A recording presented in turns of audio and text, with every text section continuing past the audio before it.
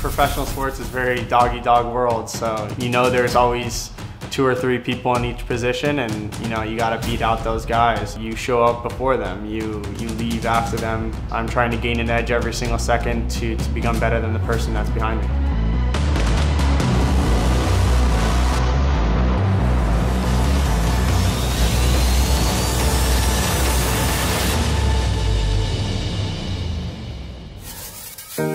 I grew up in Phoenix, Arizona. I was born and raised there. I went to middle school there, high school there. I have one older brother, Riggs.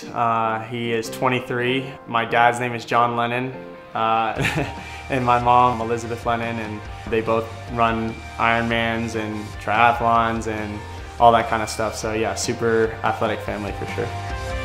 My dad played professional back in the day. He played a little bit in England for a year or so. So that's kind of how I got started. And then my brother was playing soccer since the time I could remember.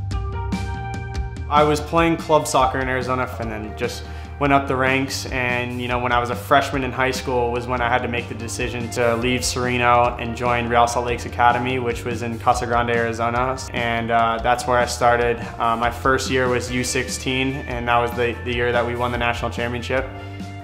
And we actually had maybe 4 or 5 guys on the first team right now that were a part of that team. John Lennon was a legend, and it's just so weird that that's my dad's name, and that I lived in Liverpool.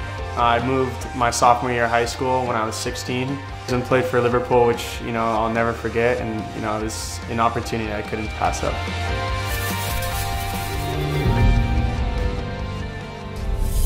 I think off the pitch, I gain an edge by being very precise on my nutrition, on my hydration, on my rest, on my recovery, and learning every day. And before I head to the stadium, I like to make my own breakfast, which is good.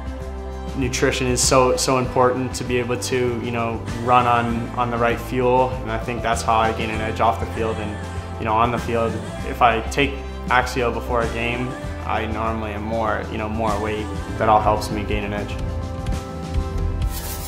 If I could do any other profession other than playing professional sports, I might get into real estate. If I didn't play professional soccer, I would play professional basketball. I like to go to Jazz games, as I said, because I'm a big basketball fan. I'm actually good friends with Neto, Raul Neto on the team. I watch all the games on TV whenever I'm at home, so yeah, I think I would play professional basketball. I think I've done quite a few things that have been, you know, memorable for me. You know, playing for Liverpool is such an honor. Also, getting called into a January camp with the men's team is also, you know, something that I dreamt of. But I think the main thing that I could really, you know, hone in on is definitely going to a World Cup. Every time you join a new team in professional soccer, your first away trip, you have to get up and sing in front of the whole team. For the national team, I sang a duet with Justin Glad, and we sang Replay by Ayaz.